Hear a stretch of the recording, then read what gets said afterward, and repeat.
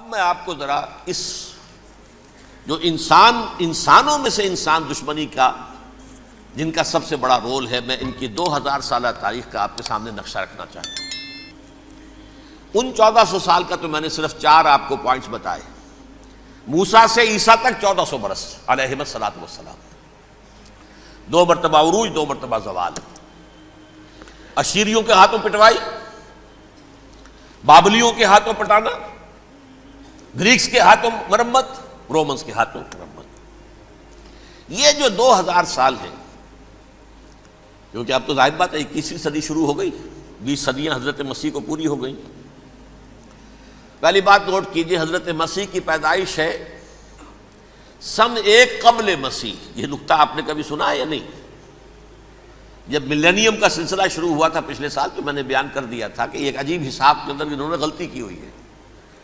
حضرت مسیح کی پیدائش ہوئی 25 دسمبر کو، سن انہوں نے شروع کر دیا، جو اس کے بعد جنوری آئی تو پہلا سال شروع ہو گیا۔ اگر جنوری سے پہلا سال شروع ہوا تو یہ 6 دن جو ہے تو اس کے پچھلے سال میں تھے، لہذا کہا جائے گا کہ Jesus Christ was born 1 year before Christ, BC۔ تو 1 قبل مسیح میں حضرت مسیح کی پیدائش ہوئی۔ یہ آخری اسرائیلی نبی اور رسول۔ یہودی علماء کی مخالفت، دشمنی، سولی پر چڑھوا دینا میں بیان کر چکا ہوں۔ سن 33 عیسوی میں، جبکہ حضرت مسیح کی عمر 33 برس تھی، اللہ تعالیٰ نے انہیں زندہ آسمان پر اٹھا لیا، لیکن یہودیوں نے اپنے خیال کے مطابق انہیں سولی پر چڑھوا دیا، ان کی موت واقع ہو گئی۔ اگرچہ اس کے بعد یہ اختلاف ہے ان میں، یہودی کہتے ہیں وہ سولی پر چڑھ گیا، ختم ہوا، مر گیا۔ عیسائی کہتے ہیں نہیں، انتقال ہوا ہے مسیح کا صلیب پر، لیکن پھر وہ دوبارہ زندہ ہو گئے ہیں۔ ان کی لاش ایک غار میں رکھ دی گئی تھی، وہاں ریزریکشن ہو گیا، ان کا وہاں سے بعد الموت وہی ہو گیا، اور پھر انہیں اللہ نے زندہ آسمان پر اٹھا لیا۔ تو ہمارے اور عیسائیوں کے درمیان نوٹ کر لیجئے، یہ چیز مشترک ہے کہ حضرت مسیح آسمان پر زندہ اٹھائے گئے۔ فرق کیا ہے؟ وہ سمجھتے ہیں کہ سولی دیے گئے، سولی پر مرے، پھر زندہ ہوئے، پھر گئے۔ ہم سمجھتے ہیں کہ نہیں، وما صلبوہ وما قتلوہ، انہوں نے نہ صلیب دے سکے انہیں اور نہ انہیں قتل کر سکے، بل رفع اللہ الیہ، اللہ نے اٹھا لیا۔ پھر ہمارا اور یہ اس کا عیسائیوں کا ایک اور اتفاق ہے، سیکنڈ کمنگ آف جیسس، حضرت مسیح دوبارہ آئیں گے۔ یہ عیسائیوں کا بھی عقیدہ ہے اور ہمارا بھی۔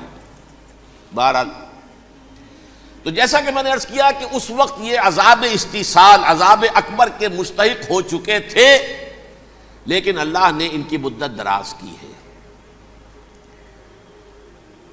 لیکن ان پر دنیاوی عذاب کا ایک کوڑا جو ہے اللہ تعالیٰ کی طرف سے اسی وقت برسا، دنیاوی عذاب دنیا میں رہتے ہوئے ختم نہیں کیا۔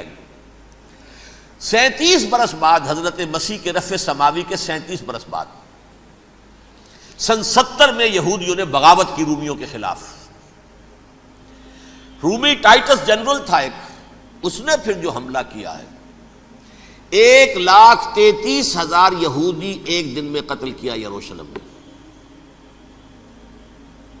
اور ہیکل سلیمانی گرا دیا۔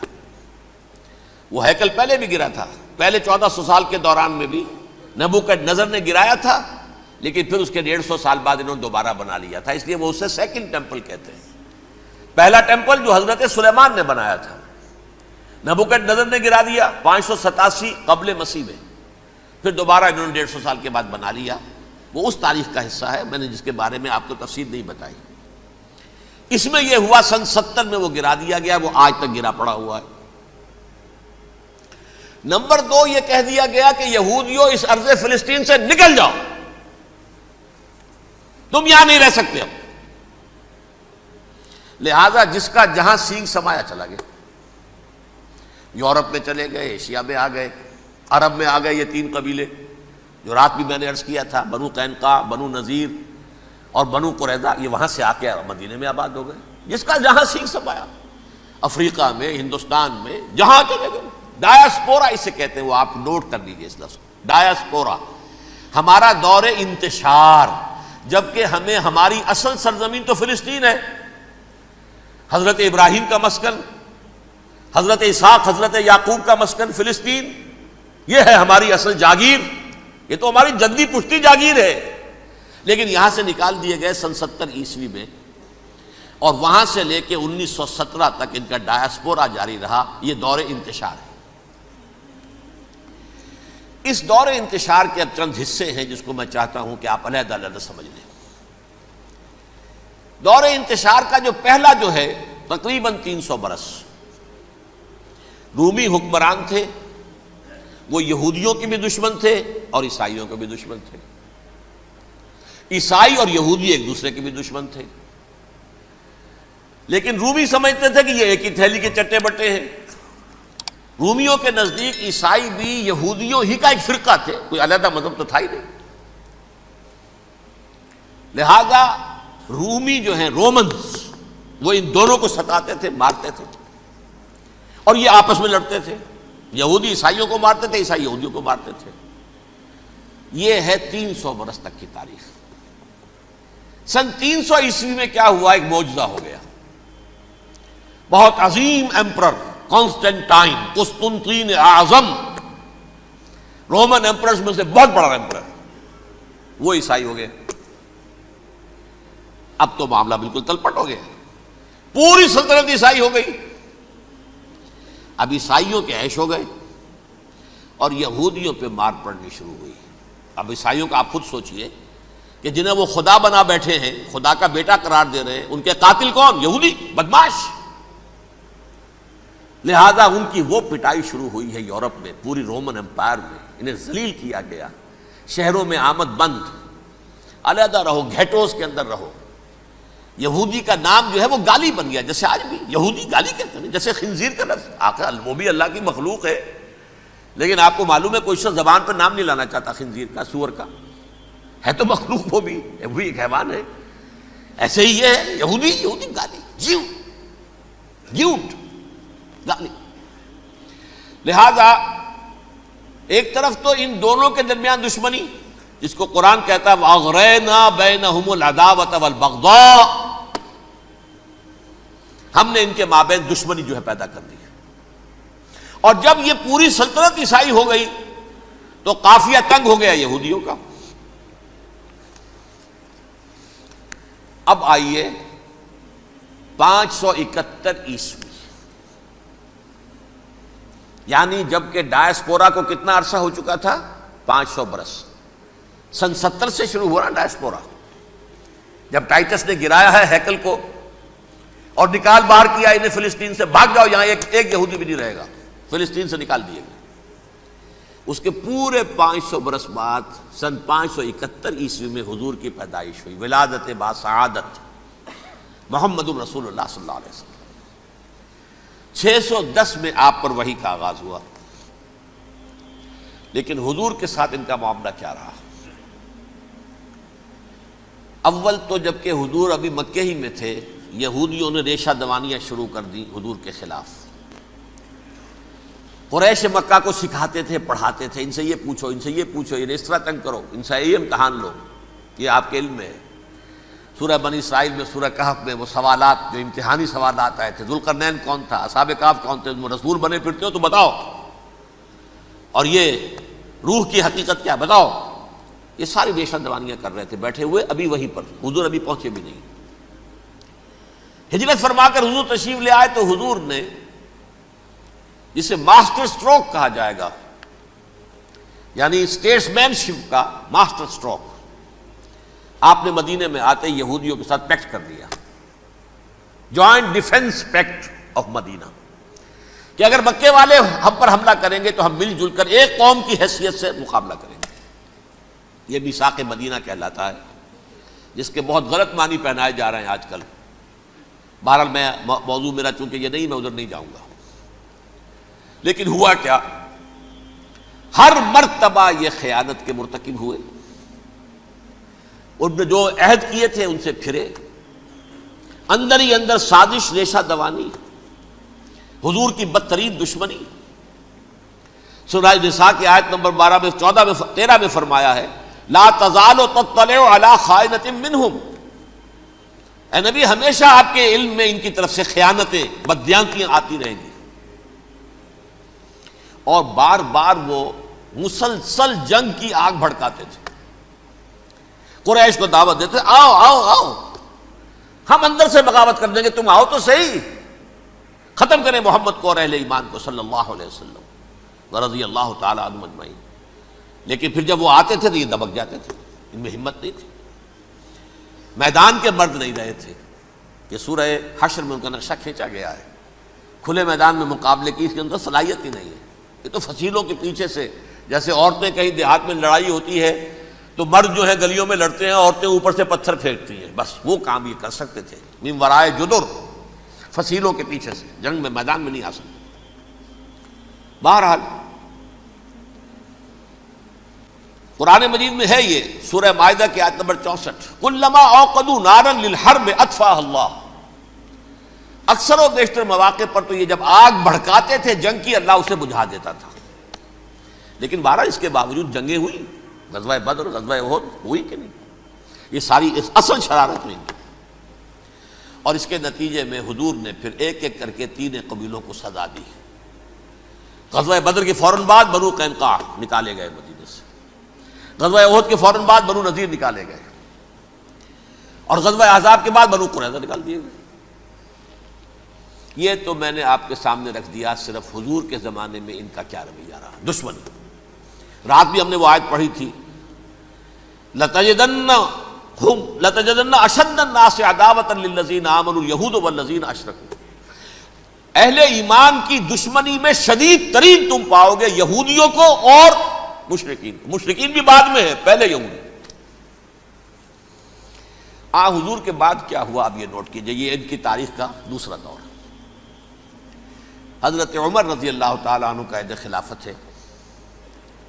بیت المقدس کا محاصرہ کیا گیا، فصیل بڑی اونچی، شہر اندر سے سیلف سفیشینٹ، حملے کا راستہ کوئی نہیں.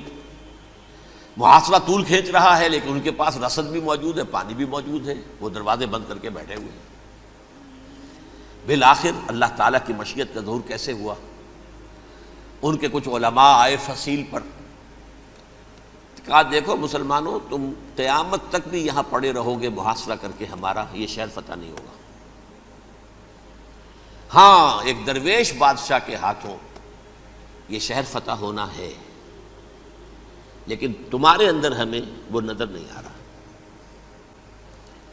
ابو عبیدہ بن الجراح رضی اللہ تعالی عنہ، امین هذه الامہ، ان کا فوراً ذہن گیا وہ درویش بادشاہ مدینے میں بیٹھا ہوا ہے عمر رضی اللہ تعالی.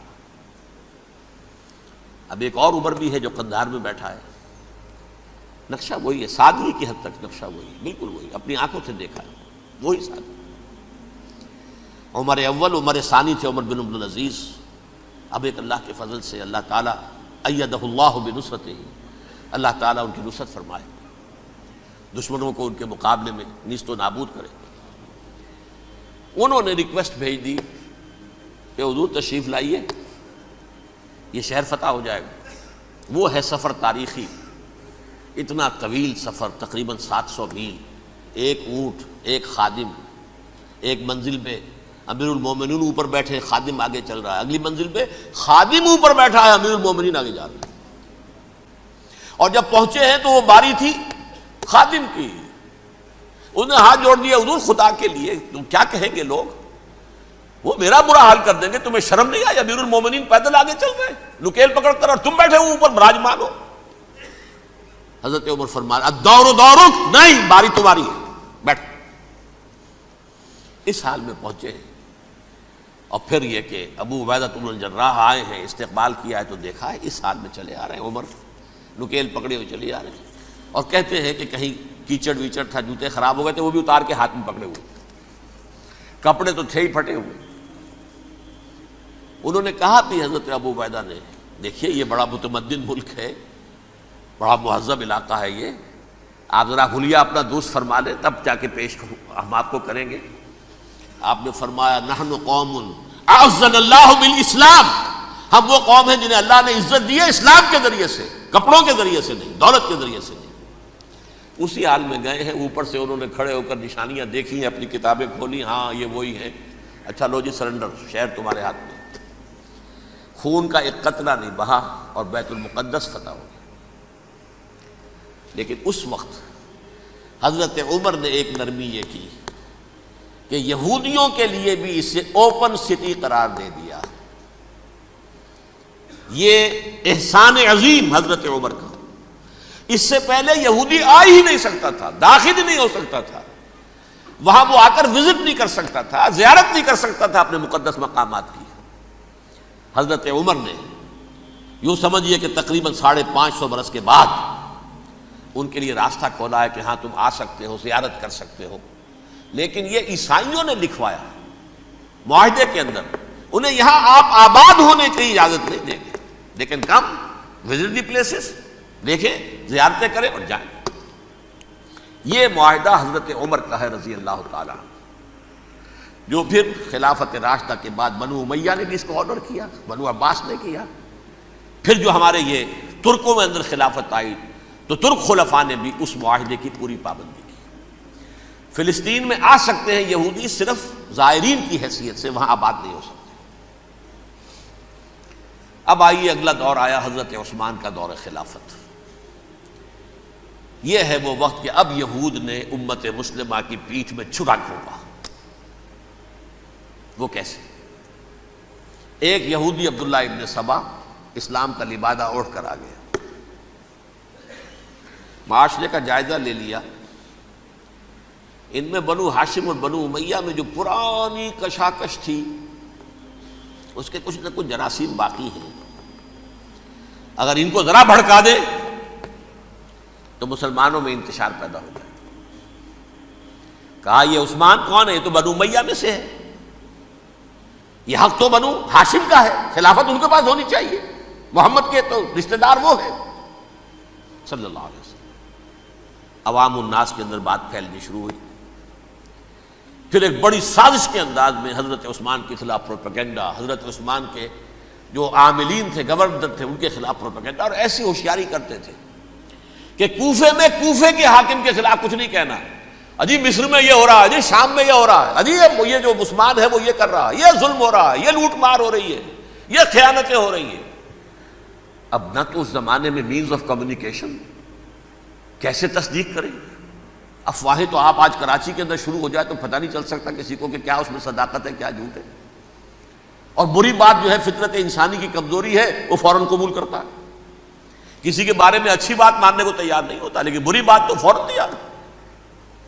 بہرحال یہ فتنہ انہوں نے اٹھایا، حضرت علی کی الوہیت کا فتنہ اٹھایا، حضرت عثمان کے خلاف الفتنۃ الکبریٰ برپا کیا، حضرت عثمان شہید ہوئے، اس کے بعد 5 برس تک مسلمان ایک دوسرے کی گردنیں کاٹتے رہے، باہمی خانہ جنگی ہوئی، امت کو وہ زخم لگایا ہے جو آج تک جس سے خون رس رہا ہے۔ یہ شیعان عثمان اور شیعان علی تھے جو بعد میں پھر سنی اور شیعہ ہو اور آج تک ہے۔ فتنہ کس نے جگایا؟ ایک عبداللہ ابن سبا یہودی اور اس کے کارندے، شیطان کا ایجنٹ، اور انسانوں میں سے بھی اس کے جو بھی حواریین تھے اور شیطانوں کے اندر سے بھی تھے، انہوں نے بھی اس آگ کو بھڑکایا۔ یہ آپ سوچ لیجئے کہ یہ کس نے وہ زخم لگایا؟ یہودی۔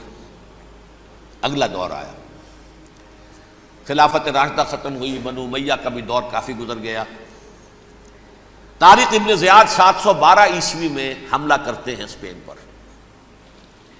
اسپین اس وقت عیسائیت کا بہت بڑا گڑھ، بڑے کٹر ترین عیسائی جو ہے وہ اسپین میں تھے، لہذا یہودیوں کی وہاں بہت پٹائی ہوتی تھی، یہ میں بتا چکا ہوں، دشمنی تھی ان کی تو چلی آ رہی تھی عیسائیوں کے ہاتھوں یہودیوں کی، وہ تو سن 300 عیسوی سے ایمپرر کانسٹنٹائن کے بعد سے شروع ہو گئی تھی۔ اس حوالے سے یہودیوں نے اس وقت چالاکی یہ برتی، کچھ راستے واسطے بتائے، کچھ مدد کی طارق ابن زیاد کی۔ طارق ابن زیاد نے انہیں اپنا محسن سمجھا، ہسپانیہ فتح ہو گیا تو یہودی چونکہ محسنین کی فہرست میں آ چکے تھے، انہیں بہت اقتدار نصیب ہوا، بڑی سپورٹ مسلمانوں نے دی۔ ان کے بڑے بڑے علماء جو ہیں اسی دور کے اندر پیدا ہوئے، بڑے بڑے تھنکرز ان کے اسی دور میں پیدا ہوئے۔ بن گوریون جو کہ ایک وزیر اعظم تھا اسرائیل کا، اس نے یہ لکھا ہے اپنی کتاب میں، Muslim Spain was the golden era of our diaspora. وہ ڈائسپورا جو 70 عیسوی سے شروع ہوا تھا اور 1917 عیسوی تک جاری رہا ہے، اس میں سے گولڈن ایرا ہمارا جو تھا وہ مسلم اسپین تھا۔ ہسپانیہ میں بیٹھ کر ہم نے عیش کیے، لیکن وہاں سے انہوں نے اور جو کچھ کیا، یہ تو داستان کے بہت سے گوشے ہیں، لیکن میں جس اسٹریٹ لائن میں چل رہا ہوں اس کے اعتبار سے ایک بات سمجھ لیجیے، وہاں بیٹھ کر انہوں نے اب عیسائیت کی پیٹھ میں چھرا گھونپا،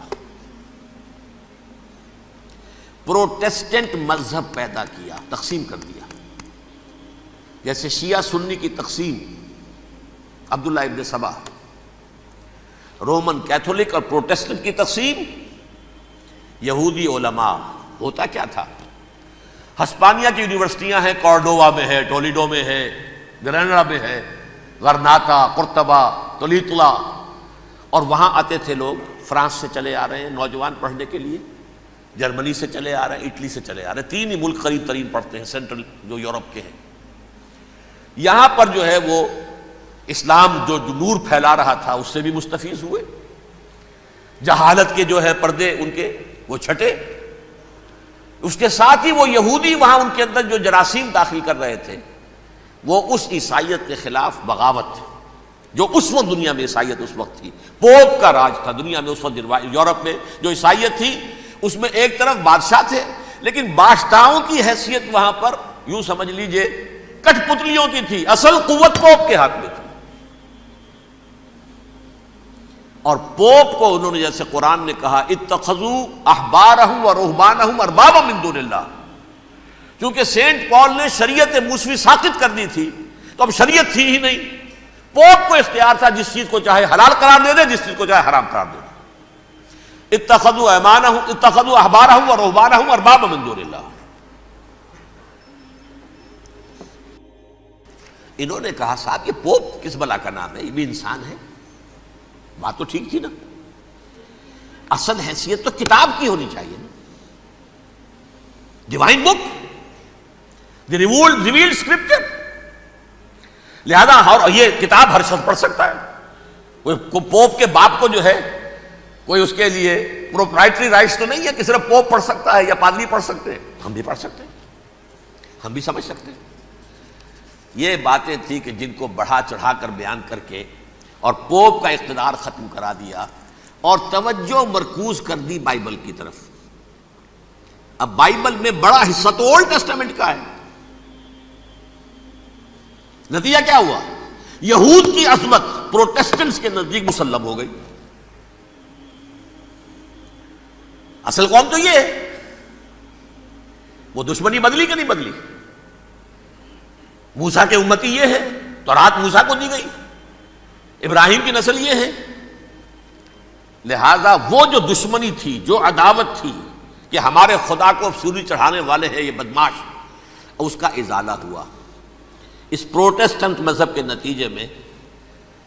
یہ میں اب آپ کو بتاتا ہوں کہ ایک نتیجہ وہ نکلا ہے جسے برٹرنڈ رسل نے بیان کیا ہے، اس کی کتاب ہے ان پریز آف آئیڈلنس، صفحہ 108۔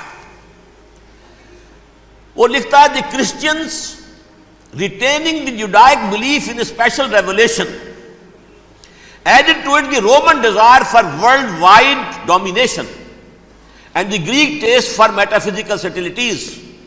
The combination produced the most fiercely persecuting religion that the world has yet known. یہ تین چیزیں آ کر عیسائیت میں مل گئی، ایک تو جب یہ اولڈ ٹیسٹمنٹ جو ہے وہ ان کے ہاتھ میں آ گئی، اور اس کے میں کچھ آپ کو بتا دیتا ہوں کہ اولڈ ٹیسٹمنٹ کی تعلیمات، کیونکہ یہ اولڈ ٹیسٹمنٹ جو ہے یہ محرف تھی، اصل تورات تو گم ہو گئی تھی 587 قبل مسیح میں، جب پہلی مرتبہ ہیکل جو ہے تباہ ہوا ہے اس وقت ختم ہو گئی تھی، اس کے کوئی 150 سال کے بعد انہوں نے یادداشتوں سے مرتب کر کے لکھی ہے، اب اس میں ان کے اپنے خیالات، اپنے امانی، اپنی توجیحات وہ شامل ہو گئیں۔ لہذا آپ ذرا میں آپ کو حوالے دیتا ہوں، اس کتاب کے اندر مظالم کی جو تعلیم دی گئی ہے، اہل کتاب نے اپنے مظالم قتل عام کے جواز کے لیے تورات میں تبدیلیاں کی اور پیغمبروں پر دہشت ناکی اور بدترین حرام کاری کے الزامات لگائے. سنیے، پہلا حوالہ ہے یہ گنتی باب 31 آیات 17-18. اس لیے ان بچوں میں جتنے لڑکے ہیں سب کو مار ڈالو، اور جتنی عورتیں مرد کا منہ دیکھ چکی ہیں ان کو بھی قتل کر ڈالو، لیکن ان لڑکیوں کو جو مرد سے واقف نہیں اور اچھوتی ہیں اپنے لیے زندہ رکھو. یہ کسی اللہ کی کتاب کا یہ جملہ ہو سکتا ہے؟ کسی ریویل بک کا؟ اور سنیے، یہ ہے استثناء ڈیٹرانومی باب 20 آیت 16-18. پر ان قوموں کے شہروں میں جن کو خداوند تیرا خدا میراث کے طور پر تجھ کو دیتا ہے، کسی ذی نفس کو جیتا نہ بچا رکھنا، جیسا خداوند تیرے خدا نے تجھ کو حکم دیا بالکل نیست کر دینا. مرد، عورتیں، بچے، بوڑھے سب ختم. یہ کتاب مقدس ہے. اور سنیے، سموئیل باب 27 آیت نمبر 9. اور داؤد نے اس سرزمین کو تباہ کر ڈالا اور عورت مرد کسی کو جیتا نہ چھوڑا. نمبر 4، ان سب آباد شہروں کو ماں، عورتوں اور بچوں کے بالکل نابود کر ڈالا. کتاب استثناء باب 3 آیت 6. یہ ہے جو کہہ رہا ہے برٹرنڈ رسل، کرسچینٹی میں آ کر اب یہ تین چیزیں شامل ہو گئی. ایک تو یہ باربیرین یہ تعلیم جو ہے، اور یہ مذہب کے نام پہ تعلیم، یہ کتاب مقدس کی تعلیم. نمبر 2، رومنز کے اندر جو ایک تمنا تھی ورلڈ ڈومینیشن کی، وہ عیسائیت کے اندر آ گئی. اس لیے کہ پوری رومن امپائر جو ہے عیسائی ہو گئی، تو اسے وراثت کے اندر ورلڈ ڈومینیشن کی جو ایک تمنا تھی وہ مل گئی. اور پھر یہ کہ انہوں نے جو توہمات تھے یونانیوں کے، ان کو بھی اپنے ہاں مختلف شکلوں کے اندر جمع کر لیا. ان تین چیزوں کا the combination produced the most fiercely persecuting religion that the world has yet known. اس کے نتیجے میں دنیا میں تاریخ انسانیت کے اندر جو بدترین خونخوار ترین مذہب ہو سکتا ہے وہ شکل عیسائیت نے اختیار کی. اور اس کا مظہر عتم کیا تھا؟ نوٹ کیجئے، صلیبی جنگیں. ایک بات ٹائم ٹیبل کے اعتبار سے نوٹ کر لیجئے گا. فرسٹ ملینیم ختم ہوا، سیکنڈ شروع ہوا. ان کے 1000 سال ختم ہوئے تو 11ویں صدی میں سیکنڈ ملینیم شروع ہوا، تو پہلی صلیبی جنگیں ہوئی. لاکھوں مسلمان قتل کیے. صرف یروشلم کے اندر اتنا خون بہایا ہے کہ خود ان کے ہسٹورینز لکھتے ہیں کہ جب ان صلیبیوں نے جب گھوڑوں کے ساتھ وہ چل رہے تھے گلیوں میں، تو ان کے گھوڑوں کے گھٹنوں تک خون کی ندی بہ رہی تھی. جہاں سے گزرے ختم کرتے چلے گئے، آبادیاں کی آبادیاں ختم کر دی. اگرچہ اس کروسیڈ میں گیہوں کے ساتھ گھن بھی پسا، یہودی بھی بہت مارے گئے. یہ فرانس سے، جرمنی سے جب یہ کروسیڈرز آ رہے تھے، 3000 میل کا سفر طے کر کے آئے تھے. سوچئے تو صحیح. اربن ثانی پوپ جو تھا، آگ لگا دی تھی اس نے پورے یورپ کے اندر. شرم سے ڈوب مرو، تمہارے مقدس علاقے مسلمانوں کے ہاتھ میں. انفیڈلز، یہ کافر، یہ مرتد، یہ ملحد.